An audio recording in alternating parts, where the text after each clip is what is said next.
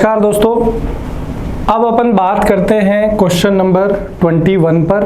तो question number 21 अपने को दिया हुआ है, linguistic is the study of language, कि भाषा का जो अध्ययन है वो क्या कहलाता है, लिंग्विस्टिक कहलाता है। तो इस सेंटेंस में क्या गलती है, तो दोस्तों पार्ट ए में अपने को ध्यान देना है। यहाँ पर पार्ट ए के अंदर जो है एरर है, लिंग्विस्टिक शब्द जो है वो गलत है। जो उचित शब्द अपना होता है वो होता है लिंग्विस्टिक्स। जो उचित शब्द अपना होता है वो लिंग्विस्टिक्स होता है। और लिंग्विस्टिक्स का मतलब होता है दोस्तों the study of language. Linguistics का मतलब क्या होता है दोस्तों, लिंग्विस्टिक्स का मतलब होता है द स्टडी ऑफ लैंग्वेज। तो दोस्तों आपको यहाँ पर ध्यान रखना है, जो लैंग्वेज का अध्ययन है उसको लिंग्विस्टिक्स बोलते हैं। उसके लिए लिंग्विस्टिक प्रॉपर करेक्ट नाउन नहीं है, लिंग्विस्टिक्स उचित नाउन है। तो पार्ट ए के अंदर यहाँ पर एरर हो गया। आगे बढ़ते हैं दोस्तों, प्रश्न संख्या 22 दिया हुआ है, the machineries are not functioning properly these days, कि इन दिनों जो मशीन्स हैं वो सही तरीके से काम नहीं कर रही हैं। दोस्तों यहाँ पर पार्ट ए में आपको ध्यान देना है, मशीनरीज लिखना गलत हुआ। ऐसा क्यों? क्योंकि दोस्तों ये जो नाउन है मशीनरी, मशीनरी जो नाउन है, जो अपन मेनली जो मशीन्स वगैरह होती हैं फैक्ट्री वगैरह में, इंडस्ट्रीज़ में, उनके लिए आता है ये शब्द। तो ये जो नाउन है दोस्तों मशीनरी, ये कैसा नाउन है, तो दोस्तों ये एक अनकाउंटेबल नाउन है। अनकाउंटेबल नाउन के साथ हम लोग दो रूल सीखते हैं। एक तो अनकाउंटेबल नाउन से पहले आर्टिकल ए और एन का उपयोग नहीं कर सकते। दूसरा दोस्तों, जो अपने अनकाउंटेबल नाउन हैं उनके साथ हम लोग एस या ई एस का भी क्या नहीं कर सकते, उपयोग नहीं कर सकते। ये दो पॉइंट आपको अनकाउंटेबल नाउन से रिलेटेड हमेशा याद रखने हैं। कौन कौन से?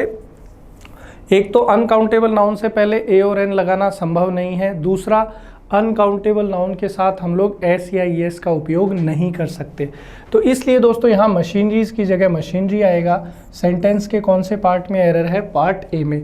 दूसरा, आपको ये भी ध्यान रखना है कि जो अनकाउंटेबल नाउन होता है वो कैसा होता है? सिंगुलर होता है। अनकाउंटेबल नाउन कैसा होता है? सिंगुलर होता है। हिंदी मीडियम छात्र ध्यान देंगे, एक वचन जो है सिंगुलर को बोलते हैं। तो यहाँ पर जो हमारा सब्जेक्टिव पार्ट है दी मशीनरी, सब्जेक्टिव पार्ट जो है वो कैसा हो गया है? सिंगुलर हो गया है, एक वचन हो गया है। तो जब सब्जेक्टिव पार्ट अपना सिंगुलर है तो उसके बाद में यहाँ पर जो वर्ब आएगी, यहाँ पर जो वर्ब आएगी वो कैसी आएगी?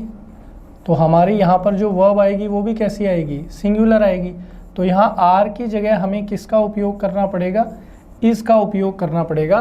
तो हमारा जो करेक्ट सेंटेंस होगा दोस्तों वो होगा, the machinery is not functioning properly these days, कि इन दिनों मशीनरी जो है वो सही तरीके से काम नहीं कर रही।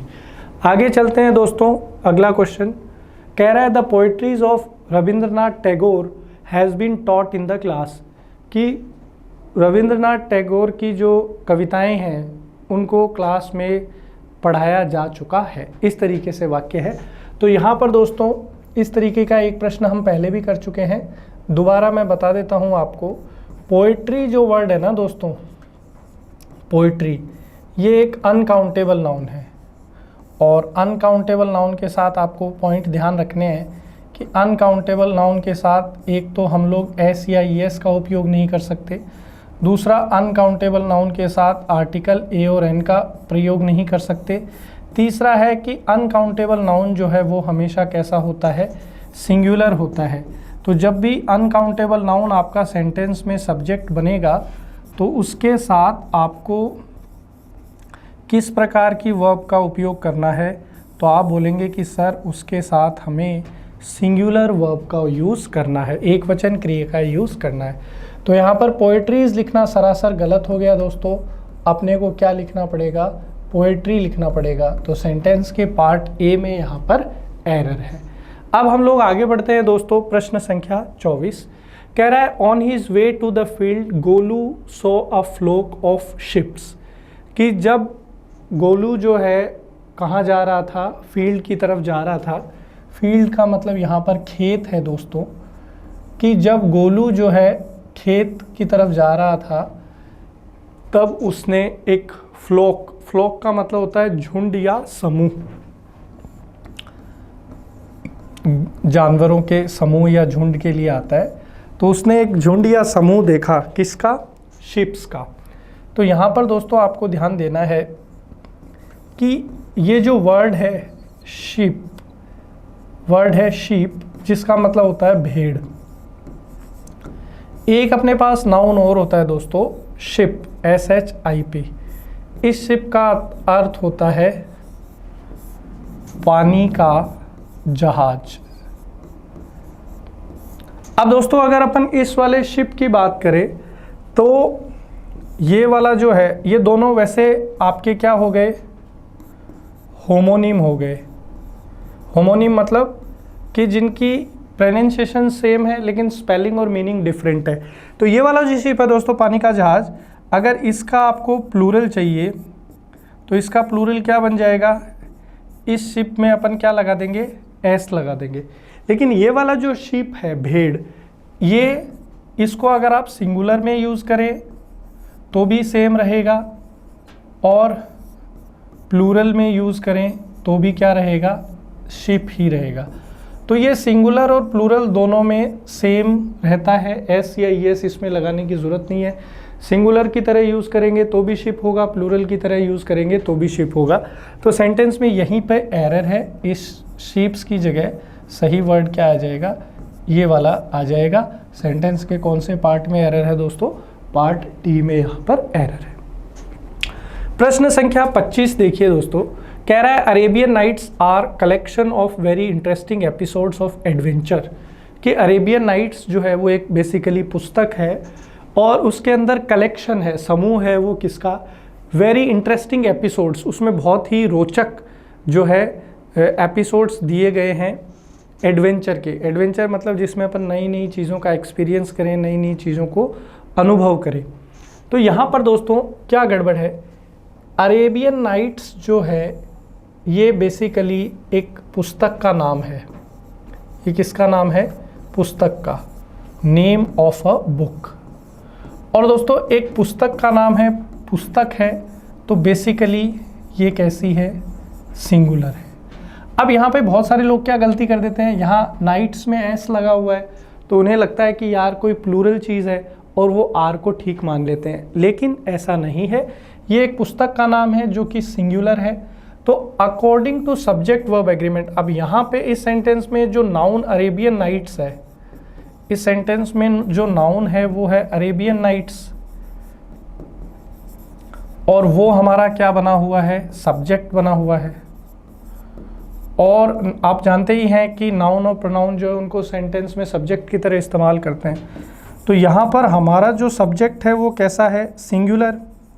तो according to subject verb agreement जो वर्ब हम लोग यहाँ पर यूज़ करेंगे वो भी कैसी होगी? सिंगुलर होगी। तो इसलिए हम लोग क्या करेंगे, यहाँ पर R की जगह इज़ का उपयोग कर लेंगे। सेंटेंस के कौन से पार्ट में एरर हो गया? पार्ट ए में यहाँ पर एरर हो गया। अब हम लोग आगे बढ़ते हैं दोस्तों, प्रश्न संख्या 26 कह रहा है sunrise is a great phenomena, कि सूर्य उदय जो है वो एक बहुत ही ज़बरदस्त फिनोमिना है, एक प्रोसेस है, एक तरीका है, एक जो है सिस्टम है, बहुत ही ज़बरदस्त सिस्टम है सूर्योदय, सनराइज। अब यहाँ पर ध्यान दीजिए दोस्तों, वर्ड लिखा हुआ है फेनोमेना।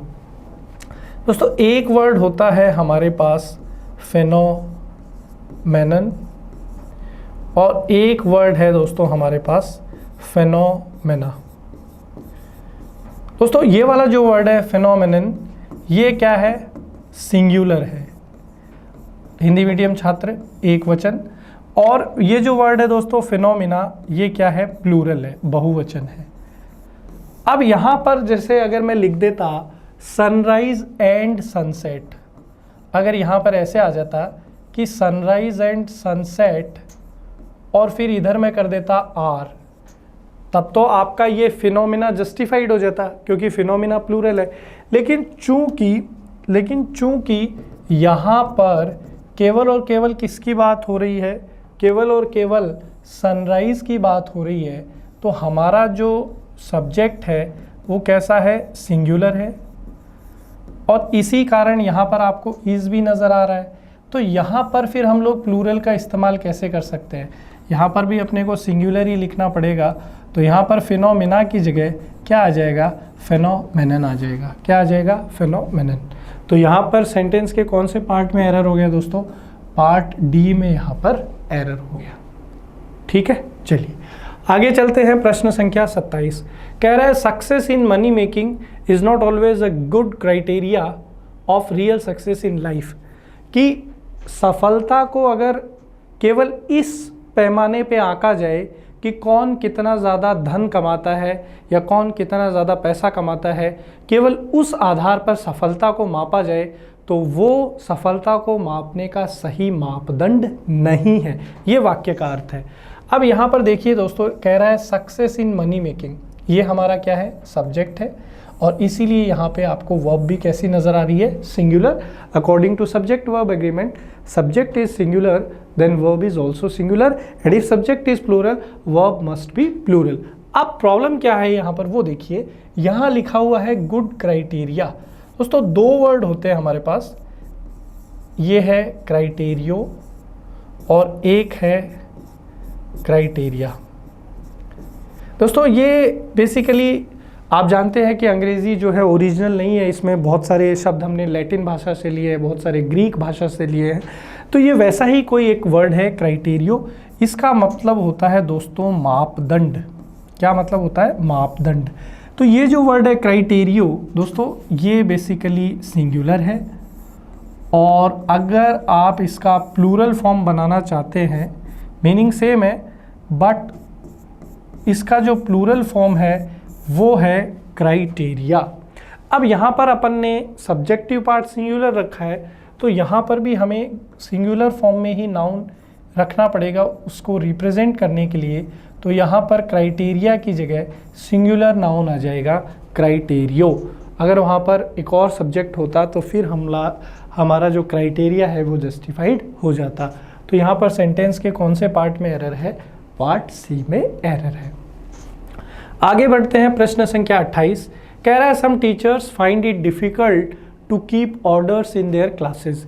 कि कुछ शिक्षक ऐसे होते हैं जिन्हें अपनी कक्षा में व्यवस्था को बनाए रखने में बहुत ज़्यादा तकलीफ़ होती है, क्योंकि वो बहुत ज़्यादा विनम्र होते हैं, सॉफ्ट होते हैं, सॉफ्ट स्पोकन होते हैं। तो बच्चे जो है वो उनके कंट्रोल में नहीं आते, तो वो एक व्यवस्था, डिसिप्लिन नहीं रहता है क्लास में। अब यहाँ पर प्रॉब्लम क्या होगी दोस्तों, क्या लिखा हुआ है, ऑर्डर्स लिखा हुआ है। दोस्तों हमारे पास जो नाउन है यहाँ पर वो ऑर्डर है जो हमें यूज़ करना है। ऑर्डर एज अ नाउन जो है दोस्तों वो बेसिकली हमें मीनिंग देता है अरेंजमेंट का, ठीक है, और वो हमें मीनिंग देता है प्रॉपर सिस्टम का, ठीक है। और अगर दोस्तों ऑर्डर को एज अ वर्ब में यूज़ करूँ तो इसका मीनिंग होता है किसी को आदेश देना या किसी को कोई कार्य के लिए बोलना। तो यहाँ पर हमारा मीनिंग जो है वो नाउन फॉर्म में हमें चाहिए, और वो जो शब्द है वो ऑर्डर होता है, ना कि ऑर्डर्स। तो हमें क्लास में व्यवस्था की बात करनी थी, तो यहाँ पर जो करेक्ट नाउन फॉर्म होगा वो ऑर्डर्स नहीं होगा, ऑर्डर होगा, जिसका मतलब होता है अरेंजमेंट या एक प्रॉपर सिस्टम, या फिर हम लोग बोल सकते हैं डिसिप्लिन अर्थात अनुशासन। तो ये यहाँ पर सेंटेंस के कौन से पार्ट में एरर हो गया दोस्तों, पार्ट सी में यहाँ पर एरर हो गया। अगला प्रश्न देखिए, there have been 10 women doctors in our colony. ये कह रहा है कि हमारी कॉलोनी में 10 महिला डॉक्टर हैं, इस तरीके से। दोस्तों एक चीज़ यहाँ पर आप ध्यान रखिए कि अगर मैं लिखता हूँ, एक चीज़ यहाँ पर आपको ध्यान देना है, अगर मैं लिखता हूँ वुमन डॉक्टर, अगर मैं लिखता हूँ वुमन डॉक्टर, तो ये कैसा है, तो ये सिंगुलर है दोस्तों। अब अगर मुझे इसका प्लूरल चाहिए, अब यदि मुझे इसका प्लूरल चाहिए, बहुवचन चाहिए, तो मुझे क्या लिखना पड़ेगा, मुझे लिखना पड़ेगा वीमेन डॉक्टर्स। क्या लिखना पड़ेगा, वीमेन डॉक्टर्स। बहुत इंपॉर्टेंट पॉइंट है, दोबारा समझिए। वुमन डॉक्टर सिंगुलर, और अगर प्लूरल बनाना है तो इस वुमन का वीमेन हो जाएगा और डॉक्टर का क्या हो जाएगा, डॉक्टर्स। अब यहाँ पर देखिए क्या लिखा हुआ है, 10 लिखा हुआ है, मतलब एक से ज़्यादा ही है, तो प्लूरल की बात करनी है। अब यहाँ पर तो डॉक्टर्स आ गया, लेकिन यहाँ पर वीमेन नहीं आया, ये सिंगुलर वाला ही लिखा हुआ है, तो यही एरर है। इस वुमन को वीमेन में यानी कि प्लूरल में चेंज कर देंगे। सेंटेंस के कौन से पार्ट में एरर है, पार्ट बी में एरर है। आगे बढ़ते हैं, प्रश्न संख्या 30 कह रहा है 5 man delegation waited upon the prime minister, कि एक 5 व्यक्तियों का प्रतिनिधि मंडल जो है वो प्रधानमंत्री का जो है इंतज़ार कर रहा था। यहाँ ध्यान दीजिए दोस्तों, लिखा हुआ है 5 मैन। इस तरीके का प्रश्न एक बार पहले भी मैं बता चुका हूँ आपको। 5 और मैन के बीच में, 5 और मैन के बीच में आपको दोस्तों यहाँ पर एक क्या नज़र आ गया, हाइफन। इसको हम लोग क्या बोलते हैं, हाइफन बोलते हैं, और आप जो है लोकल भाषा में इसको क्या बोलते हैं दोस्तों, डैश भी बोल देते हैं। दोस्तों हमारा ग्रामर में एक रूल है कि जो हाइफनेटेड नाउन होता है, क्या रूल है दोस्तों, कि ये जो हाइफनेटेड नाउन होता है दोस्तों, हाइफन वाला नाउन, वो हमेशा सिंगुलर अर्थात एक वचन की तरह उपयोग में लिया जाता है, ये नियम है। तो इसलिए यहाँ पर MEN तो प्लूरल हो गया, हमें यहाँ पर सिंगुलर चाहिए, तो यहाँ पर MAN लेना पड़ेगा। सेंटेंस के कौन से पार्ट में एरर हो गया, पार्ट ए में एरर हो गया। आगे चलिए 31 कह रहा है the widow who lives near his house is passing through many crisis, कि जो विडो, विडो का मतलब होता है विधवा, विडो का मतलब क्या होता है दोस्तों, विधवा। और अगर पुरुष की बात की जाए, क्योंकि ये तो महिला के लिए आता है विधवा, तो पुरुष को अपन बोलते हैं विदुर। क्या बोलते हैं, विदुर। थोड़ा इसको चेंज कर लेंगे, करेक्ट वर्ड क्या हो जाएगा, विदुर। और इसको इंग्लिश में बोलते हैं विडोवर। क्या बोलते हैं दोस्तों, विडोवर। ओके, अब यहाँ पर ये एरर क्या हो सकता है, तो ध्यान दीजिए, दिया हुआ है मैनी क्राइसिस। अब ये दोस्तों अभी अभी मैंने आपको बताया था कि बहुत सारे ऐसे वर्ड्स हैं इंग्लिश लैंग्वेज में जो लैटिन और ग्रीक लैंग्वेज से लिए हुए हैं, तो वैसा ही एक नाउन है ये। अब ये जो शब्द है क्राइसिस, ये सिंगुलर होता है दोस्तों, ये कैसा होता है, सिंगुलर। और अगर हमें इसका प्लूरल फॉर्म यूज़ करना है, कैसा फॉर्म यूज़ करना है, प्लूरल यानी कि बहुवचन, तो इसका प्लूरल फॉर्म हो जाएगा क्राइसिस। प्लूरल फॉर्म क्या हो जाएगा, क्राइसिस। अब यहाँ मैनी लिखा हुआ है, तो मैनी के बाद में यहाँ पर अपने को नाउन कैसा चाहिए, प्लूरल नाउन चाहिए। तो इसलिए इस क्राइसिस की जगह कौन सा शब्द आ जाएगा, क्राइसिस आ जाएगा। पार्ट डी में जो है यहाँ पर एरर हो जाएगा। क्राइसिस का मतलब क्या होता है, तो इसका मतलब जो है दोस्तों बेसिकली मुश्किल होता है, इसका मतलब डिफ़िकल्टी होता है, प्रॉब्लम होता है। तो विधवा है तो वो बहुत सारी परेशानियों से गुजर रही है, ये वाक्य का अर्थ है। आगे बढ़ते हैं, प्रश्न संख्या 32 कह रहा है the Hindus and the Muslims are brothers, कि हिंदू और मुस्लिम जो है आपस में क्या है, भाई। दोस्तों ये जो ब्रदर वर्ड है ये कब आता है, ब्रदर है दोस्तों अगर एक ही माता पिता की, एक ही माता पिता के पुत्र जो हैं, एक ही माता पिता के जो पुत्र हैं वो आपस में ब्रदर उनको बोला जाता है, भाई उनको बोला जाता है। लेकिन दोस्तों अगर मैं हिंदू की बात करूं या मुसलमान की बात करूं, हिंदू या मुस्लिम की, तो दोस्तों ये क्या है, धार्मिक संप्रदाय है, रिलीजियस कम्युनिटी। ये एक धार्मिक संप्रदाय है, रिलीजियस कम्युनिटी है। तो दोस्तों रिलीजियस कम्युनिटी के लिए अगर आप बोलना चाहते हैं, तो जो रिलीजियस कम्युनिटी के तौर पे एक दूसरे से जुड़े होते हैं, उनके लिए जो एप्रोप्रिएट नाउन होता है दोस्तों वो होता है ब्रेथरेन। तो वही यहाँ पर एरर है सेंटेंस में। तो इस ब्रदर की जगह हमारा जो एप्रोप्रिएट नाउन आएगा वो आएगा ब्रेथरेन। तो एक ही मतलब जो धार्मिक संप्रदाय हैं उनके जो लोग होते हैं उनके लिए भी आपस में वो एक दूसरे से भाई भाई की तरह ही हैं। हिंदू हो गया, मुसलमान हो गया, सिख हो गया, ईसाई हो गया, तो उसके लिए जो शब्द आता है दोस्तों वो आता है ब्रेथरेन। ये आपको लर्न करना है। इंपॉर्टेंट क्वेश्चन मैं इसको कहूँगा। क्वेश्चन तो सारे ही इंपॉर्टेंट है, लेकिन ये मेरे ख्याल में बहुत सारे लोगों को नहीं पता है, तो ये आपको ध्यान रखना है। पार्ट डी के अंदर यहाँ पर एरर है।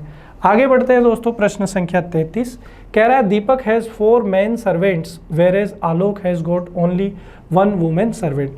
ये बोल रहा है कि दीपक जो है उसके पास 4 जो है पुरुष सेवक है और आलोक जो है उसके पास केवल 1 सेवक है और वो भी महिला सेवक है। अब यहाँ ध्यान दीजिए दोस्तों, अभी एक क्वेश्चन में मैंने आपको बताया था कि अगर मैं लिखता हूँ मैन सर्वेंट, अगर मैं लिखता हूँ मैन सर्वेंट, तो ये क्या है, सिंगुलर है। ये क्या है, सिंगुलर है। अगर मुझे इसको किस में यूज़ करना है, प्लूरल में यूज़ करना है, तो ये जो MAN है ये MEN में चेंज हो जाएगा, मैन, और यहाँ सर्वेंट की जगह क्या हो जाएगा, सर्वेंट्स हो जाएगा। ये इसका प्लूरल फॉर्म है। अब यहाँ गलती क्या हो गई, अब 4 है तो ऑब्वियसली 1 से ज़्यादा ही है, तो यहाँ पर सिंगुलर नाउन नहीं आएगा, प्लूरल नाउन आएगा। यहाँ सर्वेंट्स ठीक लिखा हुआ है, तो पार्ट बी में दोस्तों यहाँ पर क्या है, एरर है। आगे चलते हैं, प्रश्न संख्या 34 कह रहा है the people of the world must unite, कि संसार के जो लोग हैं उनको यूनाइट हो जाना चाहिए, एक साथ हो जाना चाहिए, मिल जाना चाहिए, इकट्ठा हो जाना चाहिए। दोस्तों यहाँ पर ध्यान दीजिए, दिया हुआ है पीपल। दोस्तों पीपल किसको बोला जाता है, पीपल बोला जाता है, people of,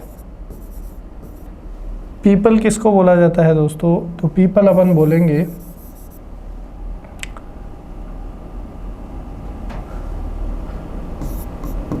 citizens of same country. भाई जैसे हम लोग हिंदुस्तान में हैं तो पंजाब है, हरियाणा है, तमिलनाडु है, चेन्नई है, तो हम सारे लोग जो हैं एक ही देश के नागरिक हैं, तो हम पीपल हैं। लेकिन जब मैं वर्ल्ड की बात करूंगा दोस्तों, संसार की, तो उसमें तो अलग अलग कंट्री के लोग आएंगे, अलग अलग देश, कुछ यूरोपियन हैं, फिर अफ्रीकन्स हैं, ठीक है, फिर हम लोग एशियन हो जाएंगे। तो दोस्तों एक और हमारे पास वर्ड आता है, वो है पीपल्स। अब बहुत सारे लोग जो है पीपल्स को पीपल का प्लूरल समझने की गलती कर देते हैं। ऐसा नहीं है दोस्तों, पीपल ऑलरेडी प्लूरल है, लेकिन पीपल का मतलब क्या है कि एक ही देश के लोग या एक ही देश के नागरिक। लेकिन पीपल्स का मतलब होता है पीपल ऑफ डिफरेंट रेस, अलग अलग नस्ल के लोग। जैसे हम लोग जो एशियन कॉन्टिनेंट में है, एशियंस हैं, इंडियन, पाकिस्तानी, श्रीलंकन, बांग्लादेशी। फिर यूरोप के अंदर जो कंट्रीज़ हैं, इंग्लैंड, स्पेन, पोर्टुगल, तो वो सब यूरोपियंस हैं। फिर डाउन साउथ जाएंगे, साउथ अफ्रीका वगैरह में, नाइजीरिया वगैरह में, तो वहाँ पर वो अफ्रीकन्स हैं, नेग्रो हैं। तो इस तरीके से तो इन लोगों को क्या बोला जाता है, पीपल्स। अब जब वर्ल्ड की मैं बात कर रहा हूँ, तो वर्ल्ड के लोगों को एक होना है, तो उसके लिए यहाँ पर एप्रोप्रिएट नाउन क्या होगा, पीपल्स होगा, ना कि पीपल। तो सेंटेंस के पार्ट ए में यहाँ पर एरर है। आगे बढ़ते हैं दोस्तों, प्रश्न संख्या 35 कह रहा है Rakhi met me on the way and asked 100 rupees note. Rakhi मुझे रास्ते में मिली और उसने मुझे 100 रुपये का नोट मांगा। तो दोस्तों एक ही बोल रहा है यहाँ पर, एक, A100, तो यहाँ रुपीज़ नहीं होगा, ये भी सिंगुलर में ही रहेगा, यूनिट। तो यहाँ पर रुपीज़ की जगह क्या आ जाएगा दोस्तों, रुपी आ जाएगा। पार्ट डी में यहाँ पर एरर है। आगे बढ़ते हैं दोस्तों, प्रश्न संख्या 36 Ramesh together with his friends gave Sarika good advices. एक पहले क्वेश्चन ऑलरेडी इस तरीके का आ चुका है दोस्तों। ये जो नाउन यहाँ पर है एडवाइस, ये बेसिकली एक अनकाउंटेबल नाउन है। अनकाउंटेबल नाउन जो है उसके साथ एस या एस का उपयोग करना संभव नहीं है, इसलिए एडवाइजेस की जगह एडवाइस लेना पड़ेगा। सेंटेंस के कौन से पार्ट में एरर है दोस्तों, पार्ट डी में। अगला प्रश्न है दोस्तों, प्रश्न संख्या 37 I went to Delhi and bought much good for my wife. ये बोला है कि मैं दिल्ली गया था और अपनी पत्नी के लिए मैंने बहुत सारा सामान खरीदा।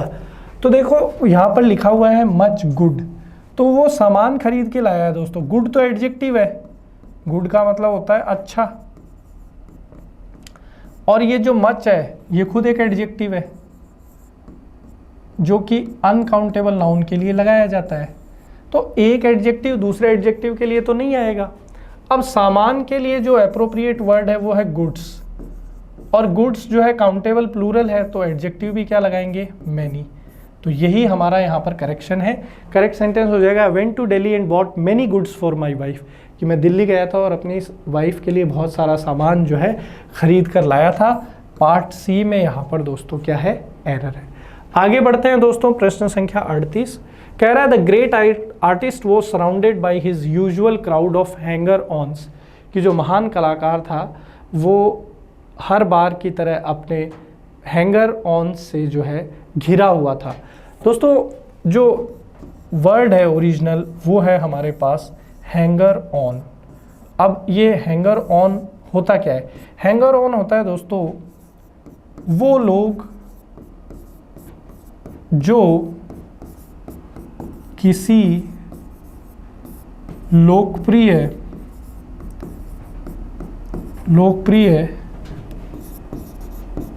व्यक्ति से अपने निजी स्वार्थ हेतु जुड़ना चाहते हैं। हैंगर ऑन ऐसे लोगों को बोला जाता है दोस्तों जो किसी भी लोकप्रिय या पावरफुल व्यक्ति से आसपास रहना चाहते हैं, उसके आसपास मंडराते रहते हैं। क्यों? क्योंकि उनका खुद का स्वार्थ है, वो भी लोकप्रिय होना चाहते हैं या उनसे कोई हेल्प लेना चाहते हैं या उनसे कोई काम करवाना चाहते हैं। तो ऐसे लोगों को बोला जाता है हैंगर ऑन। अब ये जो हैंगर ऑन है दोस्तों ये कंपाउंड नाउन है। कैसा नाउन है? Compound noun. अब कंपाउंड नाउन क्या होता है दोस्तों?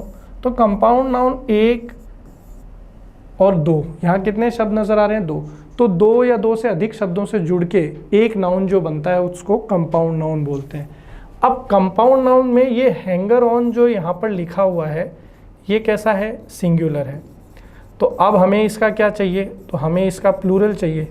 तो जनरली तो क्या होता है दोस्तों, जब भी अपन नाउन का प्लूरल बनाते हैं तो एस या एस लास्ट में लगा देते हैं, लेकिन हैंगर ऑन के साथ ऐसा नहीं है, कंपाउंड नाउन है।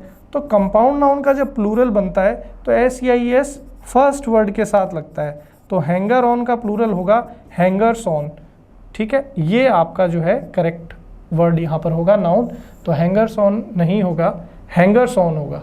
तो पार्ट डी में जो है यहाँ पर एरर है दोस्तों। ठीक है, चलिए आगे बढ़ते हैं। प्रश्न संख्या 39 कह रहा है hundreds of passersby stopped at the place of accident, कि सैकड़ों राहगीर जो है वो रुके कहाँ पर? उस स्थान पर जहाँ एक्सीडेंट हुआ था। अगेन दोस्तों यहाँ पर एक कंपाउंड नाउन दिया हुआ है, अगेन यहाँ पर एक कंपाउंड नाउन हमें दिया हुआ है, और कंपाउंड नाउन क्या है? Passer by. पासर बाई का मतलब होता है दोस्तों राहगीर। जो रास्ते पर अपन चलते हैं तो आसपास से जो लोग गुजरते हैं उनके लिए पासर बाई आता है, राहगीर। अब इस कंपाउंड नाउन का प्लूरल बनाना है, तो अभी अभी आपको मैंने पीछे बताया है कंपाउंड नाउन का प्लूरल बनाते हैं तो फर्स्ट वर्ड के साथ लगता है एस या एस। तो यहाँ पर पार्ट बी में एरर है, पासर बाईज नहीं होगा, पासर्स बाई होगा। ठीक है, इसी के साथ अगला और अंतिम प्रश्न कह रहा है my parents obtained many informations about this child last night, कि मेरे जो माता पिता हैं उन्होंने बहुत सारी जानकारी इकट्ठा करी इस बच्चे के बारे में पिछली रात। तो यहाँ लिखा हुआ है मैनी इन्फॉर्मेशंस। तो ये दोस्तों मैनी इन्फॉर्मेशंस लिखना सरासर गलत है। आप ध्यान दीजिए दोस्तों, इन्फॉर्मेशन जो है वो एक अनकाउंटेबल नाउन है। कैसा नाउन है? अनकाउंटेबल। अगर आप इसको काउंटेबल की तरह यूज़ करना चाहते हैं तो आपको लिखना पड़ेगा अ पीस ऑफ इंफॉर्मेशन। क्या लिखना पड़ेगा? A piece of information. अब इसका मतलब हो जाएगा एक जानकारी। अगर आपको दो चाहिए तो टू, और फिर पीस की जगह हो जाएगा पीसेस और ऑफ इंफॉर्मेशन। लेकिन आपको एक चीज़ हमेशा ध्यान रखनी है कि हम लोग इंफॉर्मेशंस कभी नहीं लिखेंगे। तीन चाहिए तो 3, 4, 5 इस तरीके से आगे बढ़ता रहेगा। अब यहाँ प्लूरल चाहिए था तो जो एप्रोप्रिएट स्ट्रक्चर यहाँ लिखेंगे वो लिखेंगे मैनी पीसेज ऑफ इंफॉर्मेशन। अपन यहाँ पर क्या लिखेंगे, मैनी पीसेज ऑफ इंफॉर्मेशन। तो कहने का मतलब है कि सेंटेंस पार्ट बी में एरर हो जाएगा, मैनी इन्फॉर्मेशंस की जगह एप्रोप्रिएट स्ट्रक्चर क्या होगा, मैनी पीसेज ऑफ इंफॉर्मेशन। ठीक है दोस्तों, तो इसी के साथ ये सेशन समाप्त करते हैं, मिलेंगे अगले सेशन में। तब तक के लिए पढ़ते रहिए, स्वस्थ रहिए, जय हिंद।